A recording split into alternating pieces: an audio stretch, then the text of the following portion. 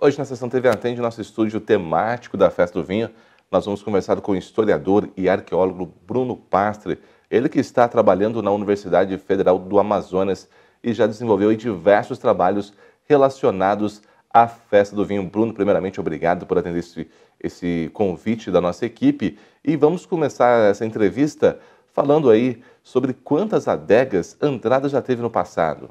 Então, Andradas no que eu chamo de ápice da produção vinícola industrial, chegou a ter mais de 50 vinícolas lá nos anos 50. Né? É bom lembrar que essas vinícolas, elas não eram igual são hoje, né? Não eram indústrias propriamente dita, a grande maioria delas não engarrafava vinhos, vendia a granel, né? Vendia o barril a granel, era a principal fonte delas. Né? Nos anos 50, a partir de uma série de leis e regulamentos que surgiram no Brasil, houve uma profissionalização dos produtores, o que levaram muitos a fecharem, né? que não passaram a não conseguir se adaptar à nova lei, e também muitos a venderem a uva para os grandes produtores. Né? Então, assim, nos anos 60, que foi o ano onde teve o maior número de vinícolas que chamamos industriais em Andradas, chegamos a ter mais de 20 vinícolas. E são essas vinícolas que nós encontramos principalmente na paisagem, né, nos legados arquitetônicos de Andradas. Né? Bruno, hoje manter viva essa tradição é manter viva a história do município? Então hoje manter a história do vinho, a gente saber um pouco da história do vinho de Andradas, é entender como é que Andradas chegou hoje nessa situação de desenvolvimento econômico. Né? Então hoje, praticamente todas as indústrias que nós conhecemos em Andradas têm algum tipo de vínculo ou relação com a produção de vinho. Né? A gente pode lembrar, por exemplo, que um dos fundadores da Icasa, ele adquiriu sua experiência na indústria com a produção de vinho, né? O seu Amadeu Tonon. Também as indústrias de imóveis de Andradas herdaram um conhecimento que também era utilizado na produção de vinhos, na fabricação de barricas, de adornos e na própria mobiliário que existia nas vinícolas. Né? Pensando que toda a indústria que Andradas tinha nos anos 50 e 60, indústria com poder aquisitivo grande, por exemplo, a Isidro, os vinhos Trapiche, o Acados do Restelo, eram elas que fomentavam essa indústria de Andradas. Então, toda a demanda com a vestuário, alimentação, restaurantes, hotéis, todos esses circundavam todo esse tipo, essa indústria que tinha no vinho. Né? Então era a partir dela que movimentava a economia de Andradas, conjuntamente sempre com a produção de café. Né? Mas é diferente a produção de café, porque o café nunca foi um produto industrial de Andradas. Né? Então Andradas chegou a ter milhões de litros produzidos, e isso gerava não somente empregos para o produtor rural, que produzia as uvas, mas também na indústria. Né? Então, assim, a gente conhecer isso, a gente vai entender um pouco mais como é que Andradas chegou hoje e como é que Andradas soube lidar com esse passado. Né? Então, hoje eu acredito, né, a história do Museu do Vinho veio para a gente conseguir entender um pouco esse papel do vinho na longa duração da história de Andradas e tentar entender todas as implicações do vinho e do trabalho no vinho, né, mais do que do vinho, com relação a isso. Né? Então, assim, é uma tradição de Andradas. Bruno, eu sei que você faz vários estudos, sempre está lendo sobre essa questão histórica de Andradas. Como que o vinho passou do consumo das famílias para se tornar um produto de destaque em Andradas? Tem algum estudo ligado a isso já? Bom, a história do vinho de Andradas é uma história que remonta lá no século XIX. Né? Então, em Minas Gerais, se produzia muito vinho. Né? Nas minhas pesquisas do Museu do Vinho, eu vi que, por exemplo, em Ouro Preto, em Diamantina, nas regiões mais antigas de Minas Gerais, se produziam vinho. Né? Mas por motivos específicos de Andradas, né, o que eu atribuo à imigração italiana e também a presença de uma uva muito resistente, que é a uva Ajax, ela conseguiu ter uma predominância com relação à produção na região. Né? Então, Andradas conseguiu isso. Né? A gente perceber que nessa época, lá no começo do século XX, 1910, muitas outras cidades da região produziam muitos vinhos.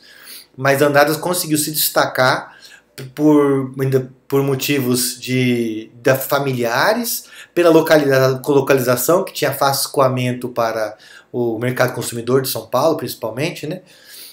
e também que também tinha um consórcio com a produção de café, né? Então uma coisa que não atrapalhava e conseguia ter uma renda. Então muitos produtores de café, de vinho e de uva, né, do começo do século XX, tinham o vinho não como atividade principal, mas como secundária, né? Lembrando que o ciclo agrícola do vinho e do café, eles se alternam, né? Claro, o café exige cuidado o ano todo, mas a intensidade do trabalho maior do café é oposto do vinho, que a parreira está em dormência.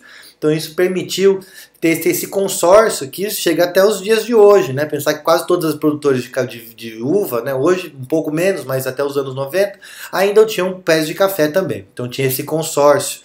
Então, nesse momento, que era um momento de produção rústica, né? Vendiam vinhos de a granel, sem ser industrial, Andradas conseguiu muito destaque, principalmente por causa da uva Jacques, né? Então a gente lembrar que a uva Jacques é uma uva que foi da Europa, é uma uva americana, ela foi da América, ela foi para a Europa, em algum momento que eu não consegui descobrir ainda. Na Europa ela teve grande protagonismo porque ela produzia muito vinho, ela produzia muito, 10 vezes mais que, por exemplo, uma uva Cabernet Sauvignon. E lá na Europa ela teve muito sucesso. Por motivos de questão de regulamentação, questão também de lobby dos produtores franceses, ela deixou de ser descontinuada. Mas até isso, então, quando ela volta no Brasil, né, ou quando ela é redescoberta no Brasil, essa uva Jacques, ela permite uma coisa que na época era legal, que era você batizar o vinho, né? Então, os produtores mais antigos muito falavam que faziam vinho de primeira, de segunda e de terceira. Né? Então, quando na época era permitido, era legal, né? Lembrando que não era crime isso, né? Então eles colocavam água no vinho para poder fazer ele render mais, também baratear o custo da produção e conseguir ter uma escala de produção maior. Qual que é a diferença? No Rio Grande do Sul ou em outras zonas do Brasil, mesmo na região, onde não tinha uva Jacques, quando você pega uma uva Bordeaux, por exemplo, pode fazer o teste em casa e coloca a água, ela fica muito aguada, é muito sensível o gosto de água. Já a uva Jacques, porque ela tem uma acidez muito grande, quando você põe você põe água, ela fica mais palatável. Então disfarça melhor a presença de água. E com isso foi, para mim, é o que eu explico como sendo o grande boom da produção de vinhos de Andradas nesse período, principalmente dos anos 20, 30 e 40. Quando houve a regulamentação nos anos 50 proibindo que se colocasse água no vinho, por causa de fazer um teste para verificar isso, houve o que eu chamo de primeira crise do vinho de Andradas, onde muitos produtores já desanimaram de continuar produzindo, não sei ainda explicar os motivos, mas aí que fez essa migração de um produto exclusivamente artesanal e familiar para se tornar um produto de industrial, como eu comentei na outra questão. Foi nesse movimento, né? E aí nesse momento, nos anos 50, que Andradas com as indústrias, né, pensando que não só as indústrias de Andradas, com destaque aí para Vipi Amar, os vinhos Piagentini, né, que faziam parte da Vipi Amar, que era a maior indústria de Andradas, nós tivemos a presença de multinacionais, né? Então o próprio vinho Campino, que hoje pertence à Casa Geral, era um vinho português. Nós tivemos a Isidro, que era um vinho português. Nós tivemos a Caves do Restelo, que era um vinho de Portugal.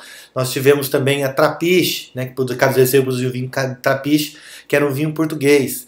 Nós tivemos a Traude, que era uma vinícola italiana. Nós tivemos a Alba, que era uma vinícola italiana. Então nós percebemos que Andradas foi o foco de um grande investimento industrial estrangeiro, né? Uma coisa muito imaginável para os dias de hoje. E com isso, com certeza, ganhou-se muito em qualidade de produção e na escala da produção. Sempre se aproveitando da localização de Andradas, muito próximo dos centros de São Paulo e Rio de Janeiro, do que no caso da Serra Gaúcha, lá em Porto Alegre, Bento Gonçalves, que a distância, o custo do frete na época era muito maior, né? Então foi nesse momento que houve essa passagem do consumo familiar para um produto de destaque de Andradas, e aí surge a festa do vinho, e surge o nome de Andradas como terra do vinho. Qual que é a importância de preservar tanto as adegas que existem hoje, quanto as adegas antigas que fizeram parte da história e da produção do vinho para a cidade de Andradas, Bruno?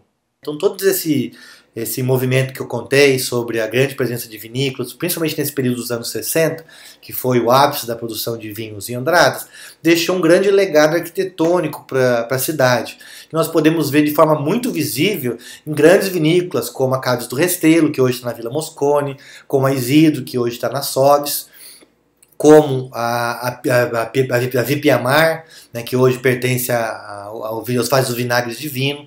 São grandes vinícolas, grandes complexos industriais que marcaram a paisagem de Andradas, né? Então Andradas antigamente tinha as vinícolas urbanas, e ainda tem vinícolas urbanas, e que permanecem de alguma forma, mesmo algumas vezes descaracterizadas, permanecem na cidade. O que é único de Andradas, e é isso que eu tenho muita convicção para dizer, que nós não podemos deixar isso acabar, é que diferente de outros patrimônios, como casas antigas, fazendas de café, máquinas, pianos antigos, enfim, uma grande quantidade de móveis e por aí vai, esses bens, claro que têm o seu valor arquitetônico e valor mobiliário, eles não são únicos de Andradas. Então, preservar uma casa antiga em Andradas é muito importante para a nossa história, mas não é algo que seja exclusivo de Andradas, né? Você pode ir em Pinhal e ver uma casa muito parecida, você pode ir em Jacutinga e ver uma casa parecida. Então, é uma coisa que permeava toda a região, uma estética de arquitetura da região. Isso não se acontece com relação ao vinho, né? Então, pensando que Andradas foi a única cidade de toda a região que teve esse complexo industrial de vinho, então foi a única cidade que chegou a ter essas vinícolas, essas construções de vinícolas. Então isso, até do ponto de vista do sudeste do país, né? Então no sudeste do país, nós não temos uma riqueza arquitetônica igual existe em Andradas. Do ponto de vista nacional, do Brasil todo, poucos lugares, eu cito talvez Andradas, talvez Caxias do Sul, como sendo os únicos lugares que hoje nós temos vinícolas que nós podemos olhar e saber que a vinícola tem mais de 80 anos e está de pé. Então isso é algo que é muito único e que Andradas tem que explorar, né? Porque nós sabemos que Pinhal hoje está produzindo vinhos, outras cidades de Minas Gerais, como Diamantina, está produzindo vinhos, mas eles não têm algo que Andradas é único, que essa tradição, é a nossa história. E essa nossa história não está somente no fazer do vinho passado nas vinícolas atuais, mas também está marcada na nossa paisagem, nos vestígios arquitetônicos que dão identidade única para a cidade, um potencial turístico e desenvolvimento que não tem igual no ponto de vista regional. E hoje nós devemos preservar esse patrimônio para que mais para frente nós podamos explorar ele. Então, além disso, né, é importante nós, enquanto sociedade, também valorizar os nossos produtores, né, nossos guerreiros, né, que estão aí produzindo vinho, apesar de grandes dificuldades que eu não contei aqui, né, com relação ao imposto, relação ao processo sucessório, com relação a problema de câmbio, importação. São diversos motivos que fez com que teve essa desestruturação da indústria de Andradas. E hoje as vinícolas que estão hoje em Andradas são verdadeiros guerreiros na preservação do nosso saber e tradição. Nós devemos não somente valorizar valorizar como indo nas vinícolas, escutando os produtores de vinho, mas também tomando os vinhos e promovendo e valorizando esse produto, que é algo que é único de Andradas, gente. Não tem produção de vinho de 100 anos em outras cidades de Minas Gerais, é só em Andradas. Essa é uma coisa que é nossa e que nós temos que valorizar e aproveitar isso para o nosso bem. Aí conversamos hoje com o historiador e arqueólogo Bruno Pastre. Bruno, obrigado por atender esse convite da TV Andradas e estar passando essas informações aí tão importantes da história da nossa vitivinicultura.